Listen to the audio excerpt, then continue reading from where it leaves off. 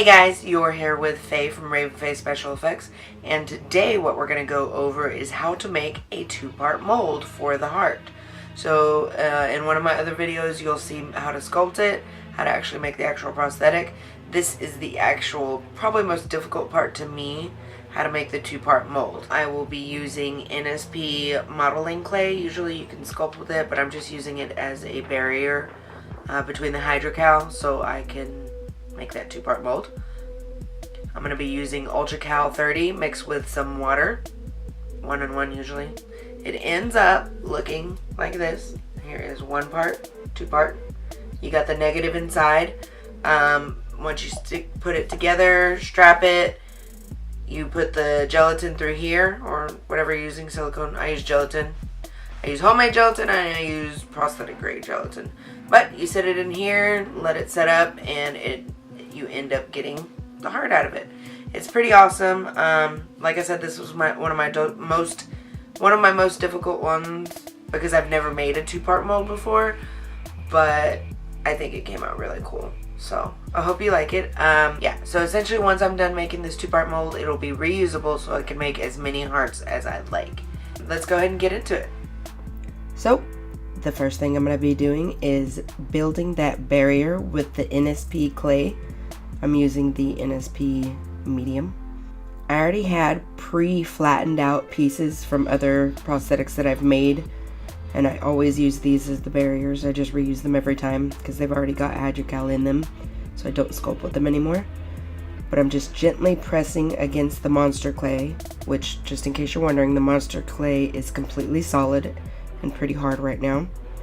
I'm just smoothing down those edges to make sure that they are completely together. And now I'm going to make me a little sausage. I'm going to make it as thin as I can using a plate as my barrier because it's a nice smooth surface.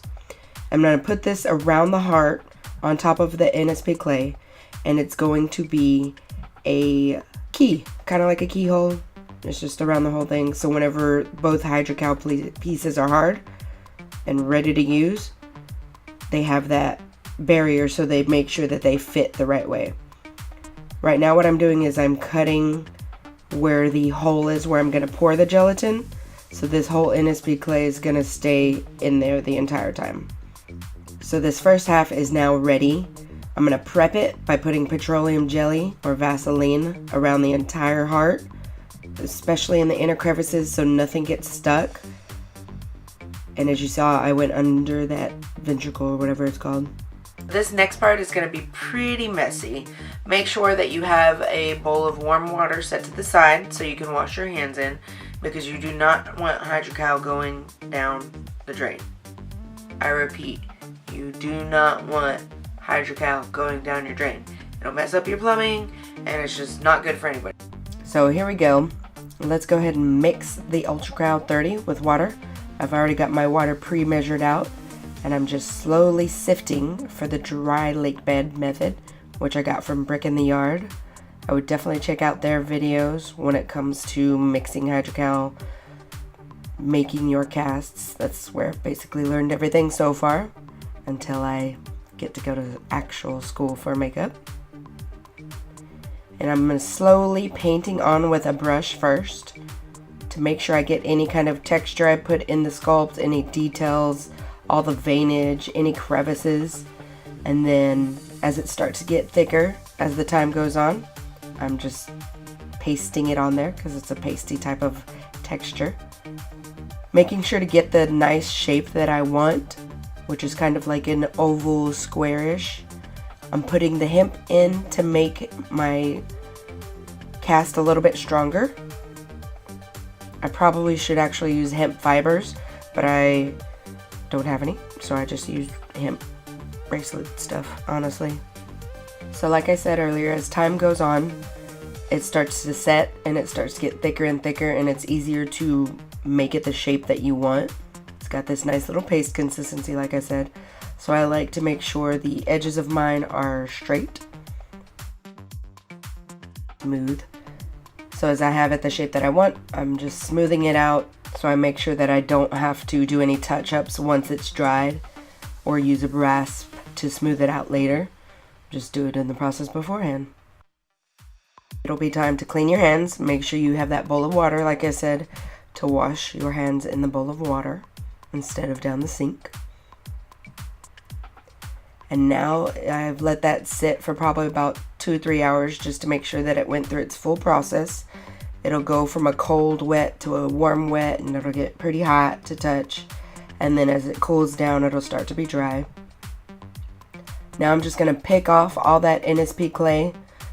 I'm going to make sure to get it out of any crevices so I can make sure that it actually locks in place once I put the other Hydrocal on it.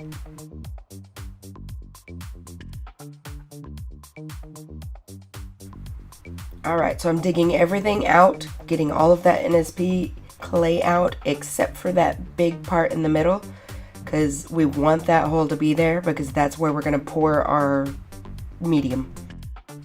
Alright, now we're ready for that other side. I'm just going to put another layer of petroleum jelly around everything. Make sure to get inside those ventricles, inside the holes.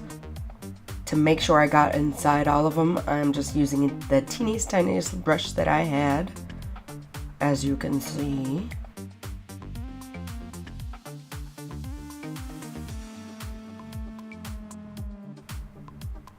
Here we go again with that lake bed method.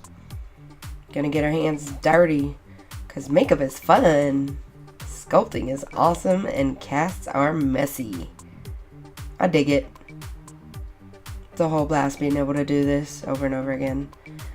Being able to make something completely from scratch is probably the most impressive part about being a makeup artist.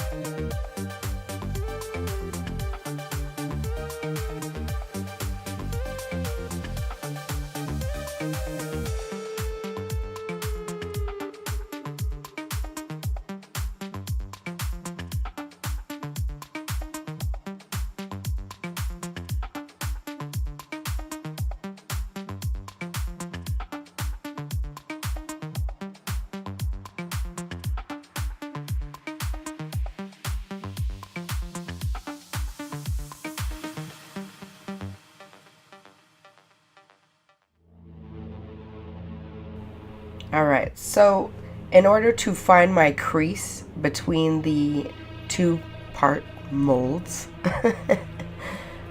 anyway, I had to use a rasp to be able to make sure to find that and dig it out. Now I'm just cleaning off the inside surface. I already dug out the Sculpt and the NSP clay. I'm going in with Naptha, which will break down any kind of clay that you have in there, so you make sure you have a nice clean mold. And this will come in handy so whenever you pour your gelatin, you don't accidentally have some clay a part of your gelatin, because that's no fun.